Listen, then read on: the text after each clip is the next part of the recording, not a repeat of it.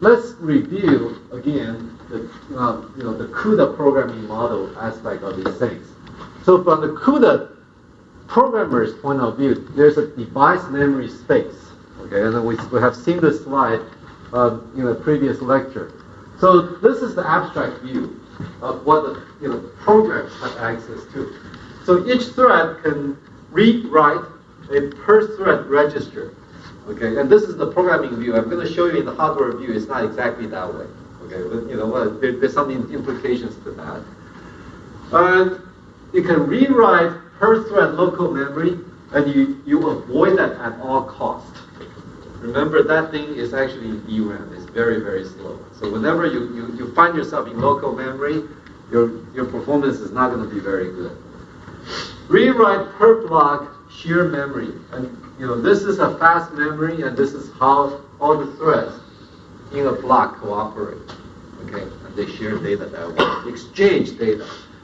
In fact, there is a little bit of an ambiguity when we say shared, because shared can be shared in many ways. What we really should say is exchange. This is the memory where all the threads in a block exchange data. Okay. So then there's a per grid. All the threads in the grid across all the blocks can access global memory. And this global memory, once you terminate the kernel, the global memory will settle. Okay, so when you invoke the kernel, another kernel in the future, the global memory will reflect all the changes made by the previous kernel. It's a natural synchronization point. And it's read-only per grid texture memory. So this texture memory actually has some interesting characteristics.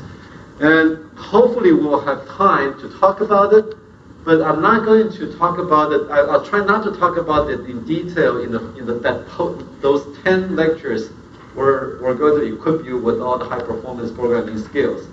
But we'll probably talk about it in a couple of the case studies that give you additional sort of experience and insight into how people build real applications on this kind of chip. And texture memory is actually interesting for certain types of applications. So the host can read, write global, constant, and texture memory. And so that's the programmer CUDA programming model view.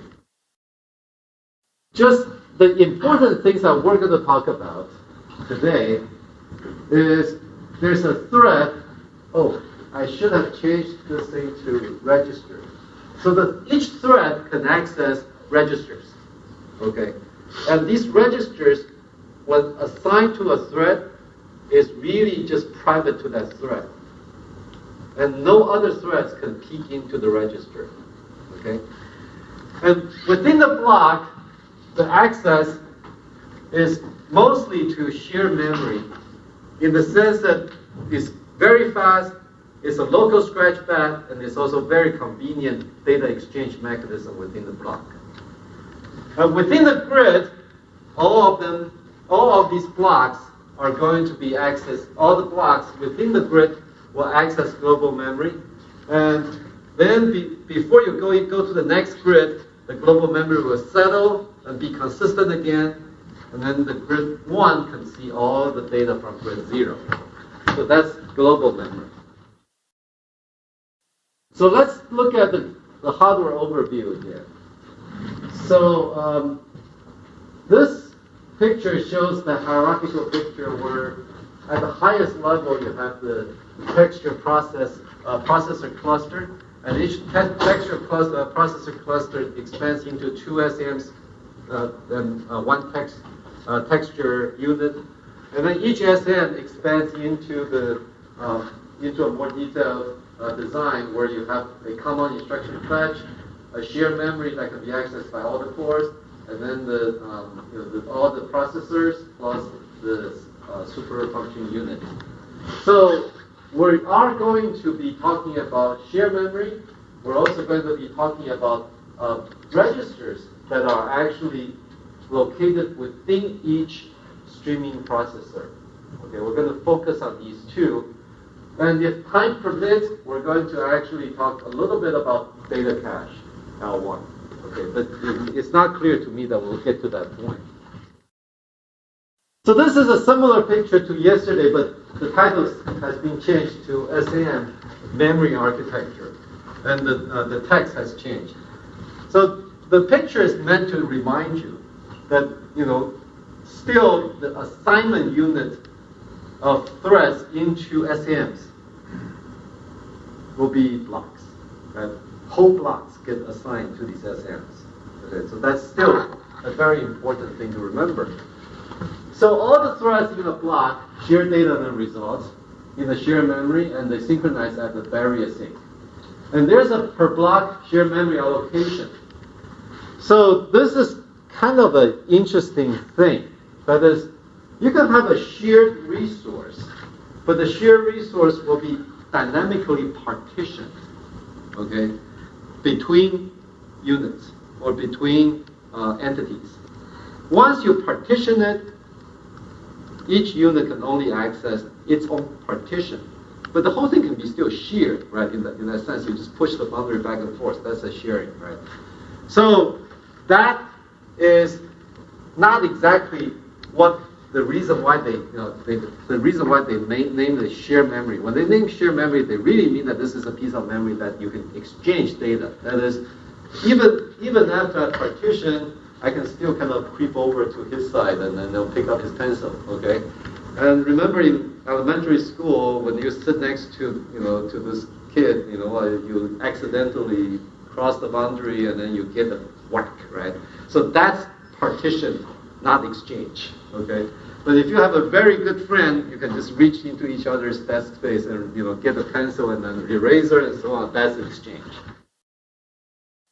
It's a register file in a SAM. So this is a picture of the SAM.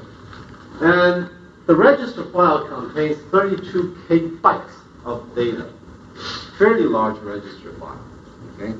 Essentially, it translates into 8,192 single precision 4-byte registers. Okay? So you have 8,192 of those registers available.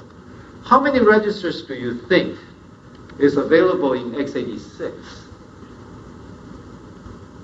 How many of you know? Okay, quite a few. 8. Okay, 8 registers per process. Okay, the CPU defines 8 general purpose registers. So this is about 1,000 times more. Okay, and it's not because Intel doesn't know how to build large register files.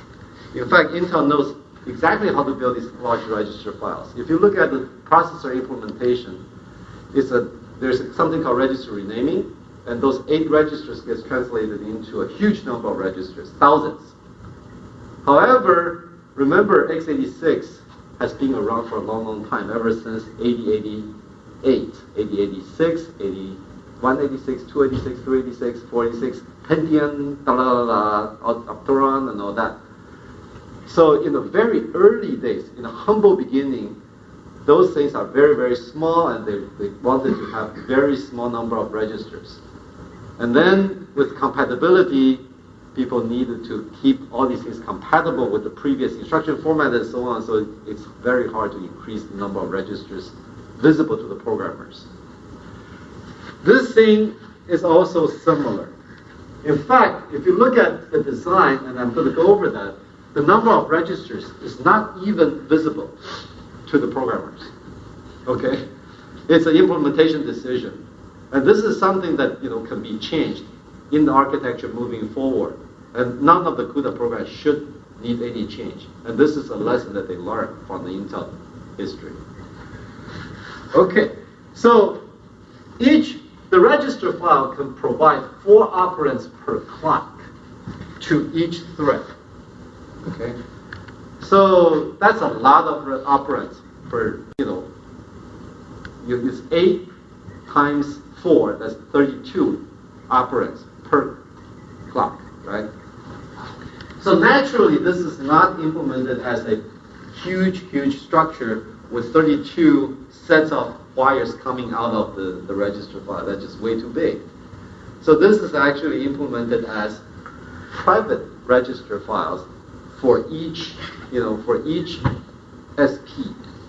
And there are wiring between these things so that just in case you need to reach to someone else's SP register file, and you can do it. In general, that's not because you need to do that on a cross-access basis. Oftentimes it's because you ended up running fewer threads, but each thread needed more registers. So that's why you're going to have to reach into another SP's register file. The text pipe can also read-write register file. So remember that text unit is shared between the two SMs. So the text unit needs to be able to reach into these register files and get operands. Okay, it's a slower process, but it can be done. The load store pipe can also read-write, register file. The memory accesses will have to deliver all these results into the register file. Let's go over how the register file actually gets used. And you actually don't need to really know this in order to write a CUDA program because the compiler does it all for you. Okay? And you really don't need to manipulate this. However, you actually need to look over the compiler's shoulder and then just see how many registers end up being used so that you can have some performance insight. Okay, so this is what it's meant to be. So as I mentioned, there are 8,192 registers in each SM, and this is an implementation decision, not part of CUDA. In the future, you could easily have double the register file size or half the register file size. More likely the former than the latter. Okay. Registers are dynamically partitioned across all the blocks assigned to the SM. So depending on how many blocks are assigned to each SM, each block will get its share, okay? And all the blocks will receive the same amount because they all come from the same code. They all need the same number, okay? The code determines how many registers each thread will need. So all the blocks will essentially require the same number of registers. Once assigned to a block, the register is not accessed by threads in other blocks, okay? So it's a dynamic partition. You go and say, I need so many registers. The hardware will give you that partition. And once the partition is given to you, no other blocks can access this particular set. Okay? And each thread in the same block only accesses registers assigned to itself. So you will have, let's say, 256 threads in a block. So every register, every thread will have its own little partition in the register file, and nobody else will be accessing that register. So in your matrix multiplication, you probably have that experience. When I gave you that piece of code, I said, okay, load the two input arrays. Okay, load the two input arrays into the shared memory, right?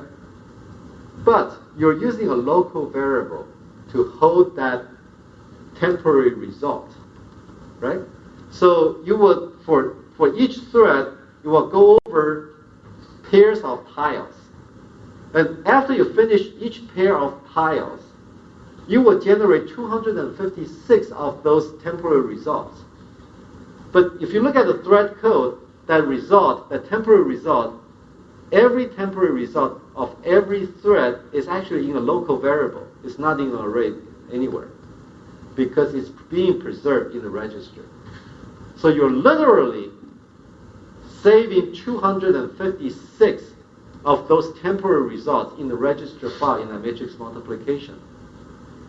When you have 3 blocks running in the SM, you're actually saving 768 of those temporary results, all in the register file, throughout the matrix multiplication.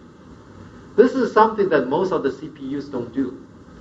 Most of the CPUs don't keep their registers that long, keep so many results in the register file. Okay, so this is part of the benefit of having a large partitionable register file. In many cases, you end up having some very substantial entire data structure distributed in the register file. and you're accessing them without even knowing. Okay, so that's the benefit of this kind of design. So if you think about it and how these things are partitioned, let's say the 8,000 worth of registers, you can have 4 blocks assigned into the same. So each one will have access to 1/4 of those registers. The detailed partition pattern or policy and so on is not known, and in fact you should not know, because as a programmer it really doesn't matter.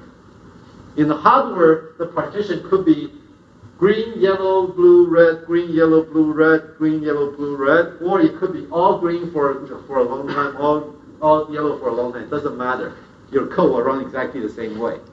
Okay? And in fact, there is a partition pattern that makes the hardware design easier. And I assume that that's the way they designed it, because these are clever engineers. But you don't need to know as programmers. It's all taken care of for you. If you have a 3-block situation, then you will have, you can partition the register file into 3 parts. But 8,192 is not exactly a multiple of 3, so you're going to have some change. So the change is likely going to be, distributed in places, but you don't care. Okay? The only reason why you care is there may be situations where if you do the 4 partition rather than 3 partition, you end up using the registers more efficiently, and you ended up being able to get more parallelism going. Okay, and that's a very intricate situation, and I assume that most of you will not run into that situation, but a couple of the groups did run into that situation in the past. Okay, so let me take you through a calculation to show you, how some of these situations could arise. So let's go back to that matrix multiplication example. I have a bad feeling that by the end of the semester, if someone asks you, hey, I heard about this Wenmei Hu and David Kirk class, and you took that class for a whole semester. What did you learn? And I'm really afraid that half of you will say, oh, I learned to write matrix multiplication. Okay. And that would be really bad. Okay, that would really damage our reputation. Okay, so matrix multiplication is really meant for an example. It is simple enough, it's rich enough to illustrate a lot of these things. But I really hope that by the end of the semester, you don't tell people that you learn how to write matrix multiplication, right? You learn how to do massively parallel programming, and you learn how to, develop applications on these things. So, for matrix multiplication here, let's say if the block has 16 by 16, remember we went through that at the end of the lecture last time, 16 by 16 is good as far as the threading hardware is concerned, right? So let's say, we ended up doing 16 by 16 threads. And each thread uses 10 registers. Why do you use 10 registers? Well, if you think about it from the threading code, you will have loop variable, right? You need to keep track of the iteration when you go through that tile, right? The dot product. You need to have, temporary variable for loading from the shared memory. You need to have A and N and M, right? So 2 local variables. You need to have a few other things, such as you're keeping the temporary sum in that thing, right? So when you add them up, you also need to have pointers into the local memory so that you can access shared memory, so that you can access shared memory with indexing, right? So all these things add up. 10 registers go fast. Okay, but 10 registers can also be quite sufficient for a lot of the computation, if you think about it, because most of these computations may not require a whole lot of these temporary variables. It depends on the amount of parallelism you want, and I'm going to actually go over that point later on. So let's say you end up using 10 registers. Then the question is, how many threads can run on each SM? So, if you see this thing in the exam, okay, am I making myself clear? So if you see these things in the exam, this is how you could easily do this. Each block requires 10 times 256. 256 threads, each thread uses 10 registers. Okay, so you need to have 2,560 registers. this is one of those things that I always had problem with when I first started working on the course. You know, I came from a CPU perspective, and I have been building compilers and, you know, building hardware for CPUs for a long, long time, right? And I don't deal with 2,000 registers all the time, okay? So every time I start to do this, I need to twist my brain a little bit so that I can actually deal with the numbers right. And it's really, really annoying because, you know what, my brain somehow just always works against me.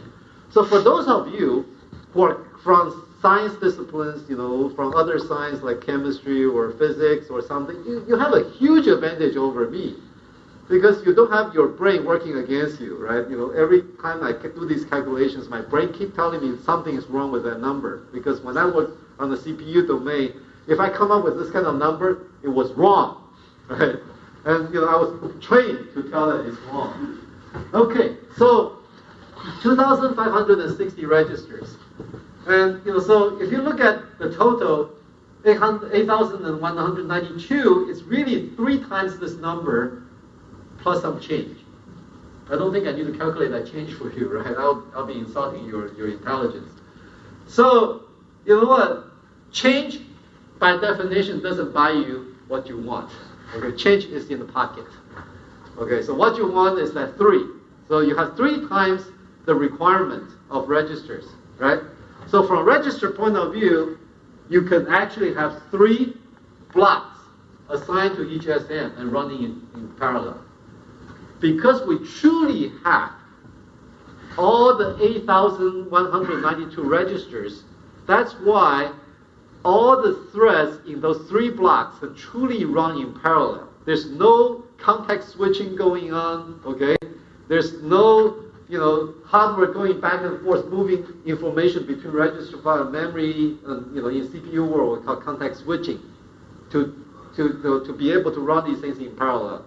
It's really just everything is there. It's a matter of just getting to the right partition, okay? Now, how about if each thread increases the use of register by 1, okay? What's so bad about using just 1 more register? Okay, it could be bad. Okay, just 1 more, right? You know, just 1 more time, right? Just 1 more, right? If you use 1 more, each block now requires 11. You multiply 11 by 256, you get 2,816 registers. Now, if you look at it, 2,816 times 3 is actually more than 8,192.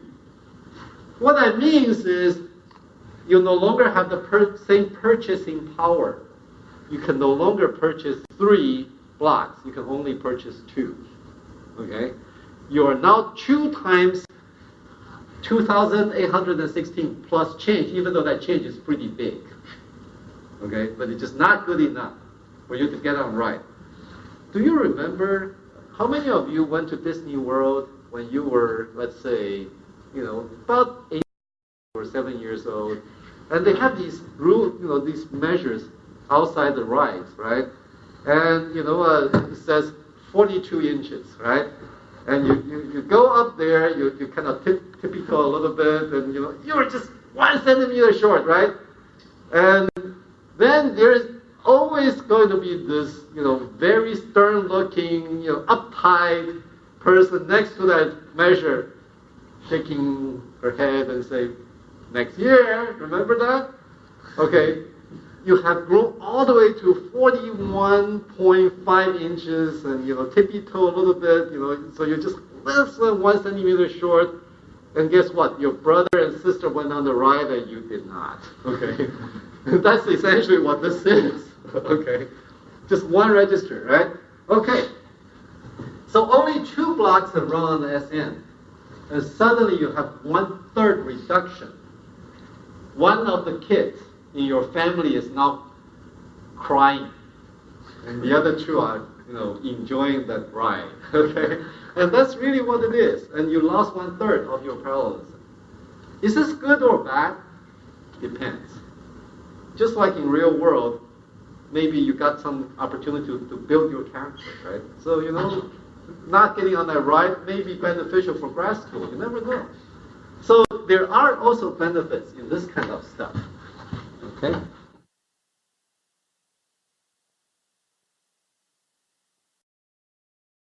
So the benefit of this kind of stuff is that the dynamic partitioning actually gives you more flexibility for the compilers and programmers.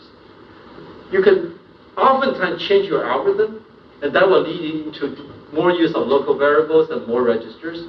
Or the compiler can sometimes do some code transformation, which will require more registers, but can give you some other benefits, such as efficiency or instruction level parallelism. I'm going to give you one example.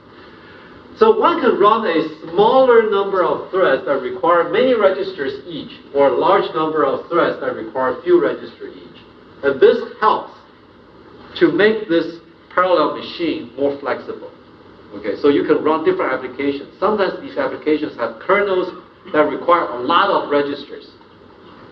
But you can run fewer of them, but you can still run them. You can run them even, in some cases, even efficiently. And when you have these kernels, big kernels that require a lot of registers, oftentimes you have enough parallelism within the kernel that you may not need to run as many of them to get the peak performance anyway. And I'm going to illustrate how that works. Or you can have very small kernels. Each thread will require very few registers and have very little parallelism within. But this way, you have lots and lots of registers. You can run lots and lots of small kernels. And that gives you finer grained threading parallelism. So this allows you to adjust the granularity of your parallelism and cover a wider range of applications. So from design point of view, this is actually not a bad design. This is probably a more flexible design than most of the CPU-style designs when it comes to running these different styles of parallel programs. Okay, so that's not bad. The compiler can trade off between instruction-level parallelism and thread-level parallelism. But this is a very important thing. It turns out it can have very major performance effects. If you think about this, you say, okay, what would be a good example of the amount of instruction-level parallelism that I can vary by using more registers or less registers? A typical example is that, let's say, if you need to add 4 numbers together, okay, let's say, in your mind, think about 4 numbers that you need to add. This is probably the simplest example we can come up with. So what I can do is I can add up the first 2 numbers. So far, so good. And then I can add one more number to that number. I can add one more number to that number. So I only need to have one temporary result. I just keep accumulating into that variable. Right? I use few registers, 1 in this case, but I need to do this in 3 steps, sequential steps. I cannot do the second step until the first sum is ready. I cannot do the third step until the second sum is ready. Fine? I could also do that by adding 2 pairs of numbers, okay, in that first step. But now I need to have 2 registers, right? And then I can add them together. Suddenly I can do it in 1 fewer step, and I can have more parallelism. But I need to have 1 more register. Okay? Compilers do this all the time. It's called tree height reduction. And there's other similar transformations that we do all the time that require different amount of registers and give you different amount of parallelism. And this is how I actually built my career for about 10 years in the 1990s. I actually implemented a bunch of these kind of things in the presence of conditional branch and so on for superscalar and VRW processors. So those things are very well known and very widely available in commercial compilers today. Now, how does that really work in this kind of machine? It turns out that you can do it the following way. This is actually not a sort of an uncommon scenario. Obviously, it's contrived to in a simple way so that you could get the intuition, but the essence actually happens in a lot of these applications. So you assume that the kernel has 256 thread blocks. Again, the red matrix multiplication example. and 4 independent instructions for each global memory load in the thread program. So what could be happening here, going back to the matrix multiplication example, is that, let's say, I'm going to do one load, okay, and then into a register, okay, and I'm going to do another load into a register, okay. So this uses 2 registers, and then I multiply them together, and I accumulate into the sum, which is a 3rd register. Good so far? I could also transform the code into a more parallel form. I could say, I'm going to load 2 values into 2 registers, but I'm not going to do multiplication right away. I'm going to go ahead and do another 2 loads into the next 2 registers. Okay? And so I will, after those 2, I will do the multiplication of the first pair. So before I go into the loop, I will load 2 values. And in the loop, I will actually load 2 values, but do multiplication based on the previous load. So I will have a kind of a pipeline going in the loop. But that will require me to use 2 more registers. Okay? So these things can actually change the amount of parallelism. Why is the amount of parallelism good? Because as far as the first 2 loads are concerned, there will be additional independent instructions, meaning 2 loads for the second multiplication, followed by the multiplication. So you just increase the number of independent instructions you can use in the thread, okay, after that load.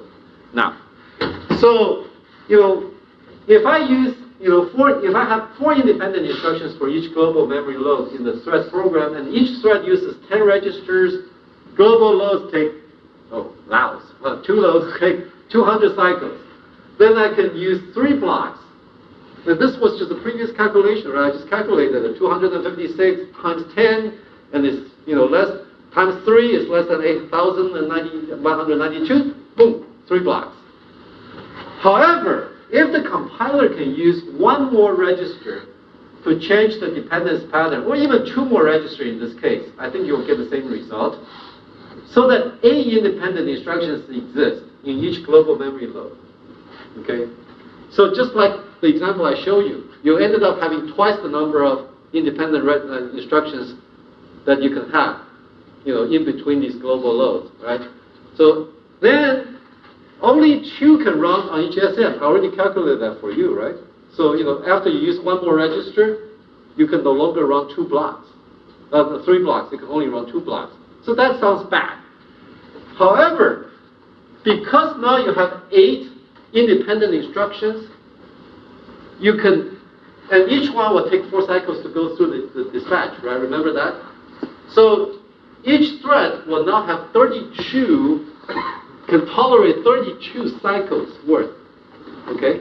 And now you only need to have 7 warps in order to tolerate the memory latency, okay?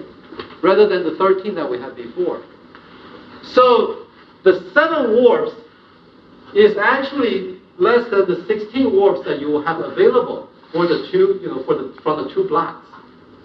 So this may even just be sufficient to tolerate all the memory latency and fully utilize all the function units. Okay? And you actually require half of the warps that you would need in the 11 register case in order to fully utilize your resources. Even though on the surface you lost 1/3 of your simultaneously running warps.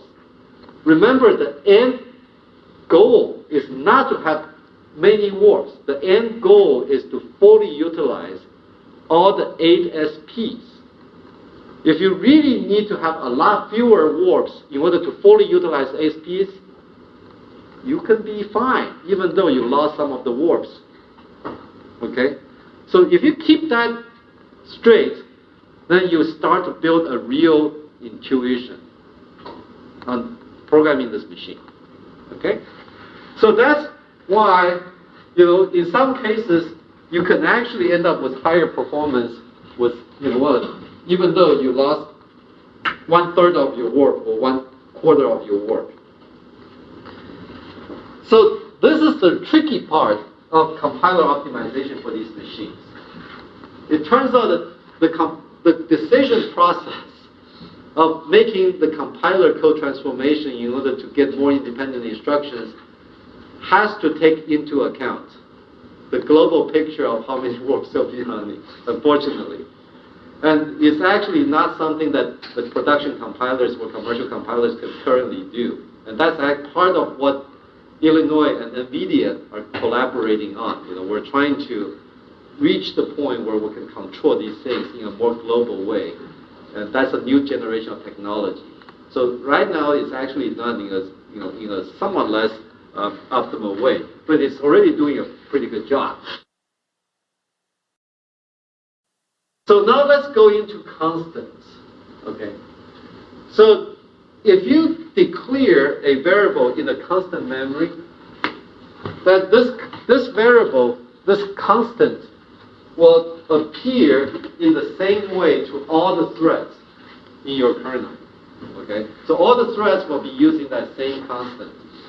So if you have, let's say a physics constant that will be used by all the threads in calculating the force or something, right? And that will be a prime example for using constant memory. And if you have an image reconstruction algorithm and you have some kind of constant in your trigonometry function, and those are the prime examples. Or even if you may even have a situation where a piece of input data is actually used in the same way by all the threads. Okay? It may even be generated by a previous phase of your computing. But as long as it appears in the same way and not changed by the kernel, you can use it in the constant memory. So what happens is that the constant memory is actually cached in the level 1 data cache. Remember, we saw that L1 data, L1 instruction cache. This is what it is. So you actually have a per SN cache, okay, that can actually contain these constants. The first time you use this constant, it may take a long time. But after that, you're golden, okay? And this constant cache is actually broadcast to all the warps. Remember, these warps are executing exactly the same instruction. So if one of them needs a constant value, all of them need that same constant value. So this allows a very efficient implementation of that cache. The cache only needs to have one port. At every clock cycle, that port will provide you with one value. But the hardware knows that if the value comes out, that value will be used by all the 8. Okay? So the implementation is extremely efficient. So this is a very efficient way of accessing values that are common to all the threads in a block. I would predict about 1/3 to 1/2 of your projects will end up using the constant memory. The constant memory cache is limited. So there are some rare occasions where you may overflow the constant cache. But it doesn't really happen very often, because if you look at these kernels, you typically will have a limited number of constant values. But if you end up with a huge formula with lots and lots of constants, you may run into a situation where you may actually run out of constant cache. Okay? Whenever that happens, it could be bad. If that happens, come and talk to me. Okay? You may need to sign NDA, but there may be ways to deal with it. Okay? There may be ways. Okay, so now we're into probably the most important part of the memory model, which is the shared memory. Maybe second most important one. The registers are actually the first order effect that you really need to understand. And I have not told you how to actually figure out how many registers your program is using. But as soon as I talk about PTX code, you will see. Okay. So each SAM has 16 bytes of shared memory. Okay? Interesting, isn't it? The shared memory is smaller than the register file. It's not something that happens very often. So, because this is not a per SP implementation, this is actually a big structure. So you need to get all these ports and all that stuff into this stuff. And I'm going to show you how the multiple access ports are implemented. It's actually banked. So it's 16 banks of 32-bit words. Okay, and you can divide it. So each bank will have 1K bytes, or essentially, I think it's essentially 1K bytes. And if you divide it by 4 bytes, you will get 256 words. So each bank will have 256 words of storage. Okay. So CUDA uses shared memory as shared storage visible to all the threads in a thread block.